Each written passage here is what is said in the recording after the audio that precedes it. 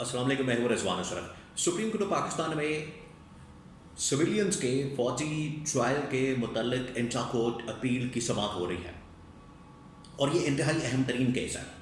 और वहाँ पर जो सूरत हाल बनी हुई है वो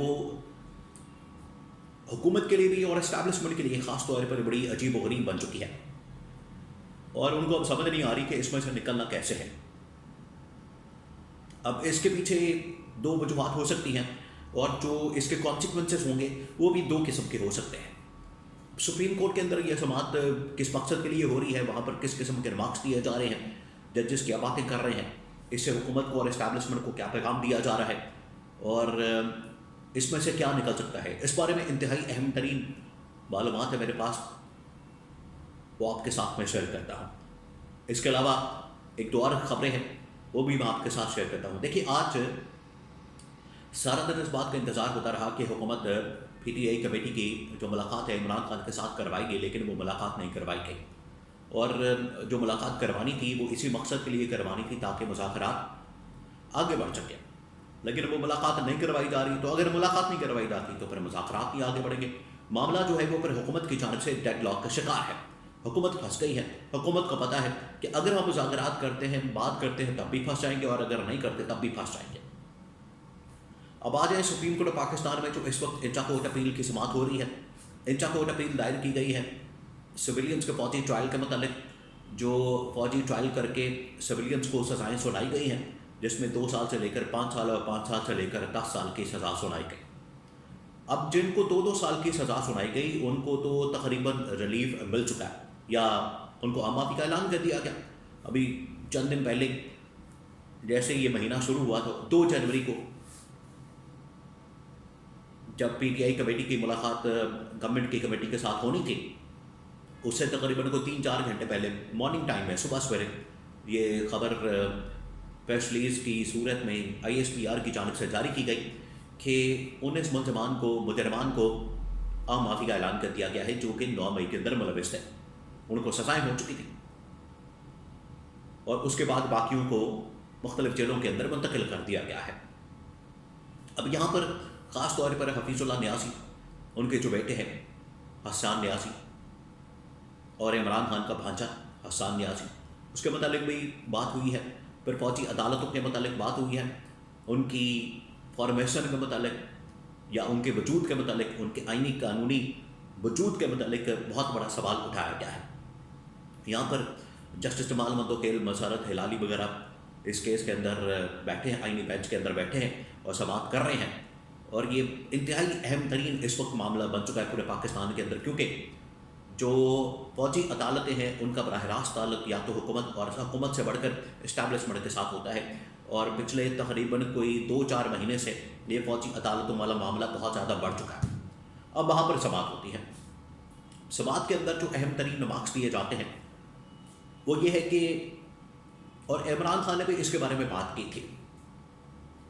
इमरान खान की पहले मैं आपको बात बता दूं इमरान खान ने क्या बात की थी। इमरान खान ने कहा था कि ये जमहूरियत नहीं, मुल्क के अंदर एक डिक्टेटरशिप या आमरीत मौजूद है, क्योंकि इसमें जो चेक एंड बैलेंस रखने वाले इदारे होते हैं, 2 सबसे अहम तरीन इदारे होते हैं, एक है अदलिया, एक है मीडिया। तो जब आपने अदलिया को भी लूला लंगड़ा कर दिया, आपने उसको भी कंट्रोल कर लिया, आपने 26वीं आईनी तरमीम करके उसको भी मैनेज कर लिया, फिर उसके बाद आपने मीडिया को भी मैनेज कर लिया। मीडिया भी अपनी आवाज़ बुलंद नहीं कर सकता, आवाज़ बुलंद करेगा तो वो उठा लिया जाता है, आवाज़ उठाता है तो उसको उठा लिया जाता है, और अदलिया को मुकम्मल तौर पर मैनेज कर लिया गया। तो पीछे बचता क्या? तो सुप्रीम कोर्ट के अंदर भी यही बात की गई। सुप्रीम कोर्ट पाकिस्तान में जस्टिस जमाल मंदोकेल की जानिब से कहा गया कि रियासत असल में 3 सतूनों के ऊपर खड़ी होती है और रियासत के अंदर ट्राइकॉटमी ऑफ पावर होती है, यानी कि जो इख्तियारात की तकसीम है या पावर की तकसीम है उसकी बुनियाद के ऊपर रियासत के 3 इदारे काम करते हैं और उन्हीं 3 इदारों को सतून कहा जाता है, पिलर कहा जाता है, जिसके ऊपर पूरी रियासत खड़ी होती है। और वो 3 इदारे होते हैं, एग्जीक्यूटिव यानी कि हुकूमत वक्त, फिर उसके बाद पार्लियामेंट, लेजिस्लेचर, या तीसरा इदारा होता है अदलिया, आपकी जुडिशल। तो ये तीनों इदारे पैरेलल काम करते हैं अपनी अपनी डायरेक्शन में, अपनी अपनी सिमत में। लेकिन जब ये एक दूसरे के मामलात में मुदाखलत करते हैं तो ये पूरा का पूरा निज़ाम जो है, ये पिलर आपस में टकराते हैं, जिसकी वजह से रियासत बैठ जाती है। یہ اس قسم کی خوفناک صورتحال پیدا ہو جاتی ہے، اور 26ویں آئینی ترمیم میں یہی حملہ کیا گیا ریاست کے ستونوں کے اوپر کہ ان کی بنیادیں ہلا دیں. تو سپریم کورٹ پاکستان کو بالکل زیرو کر دیا. بعد میں انہوں نے فوجی عدالتیں بنا دی.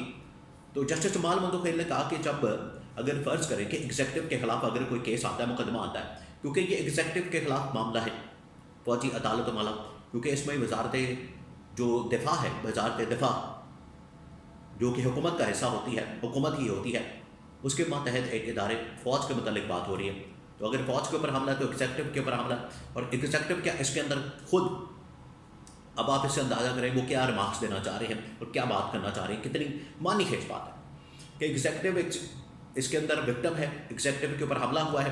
اب ایگزیکٹو خود ہی مدعی بھی بن گئی ہے، ایگزیکٹو خود ہی اس میں جج بھی بن گئی ہے، ایگزیکٹو خود ہی اس کے اندر وکیل بھی بن گئی ہے، ایگزیکٹو کی جانب سے ہی فیصلہ جاری کیا جا رہا ہے، ایگزیکٹو ہی اس کا ٹرائل کر رہی ہے، ایگزیکٹو سزا سنا رہی ہے، اور ایگزیکٹو سزا سنانے کے بعد اس کے اوپر عمل درآمد بھی کر رہی ہے. تو یہ کس قسم کا نظام ہے؟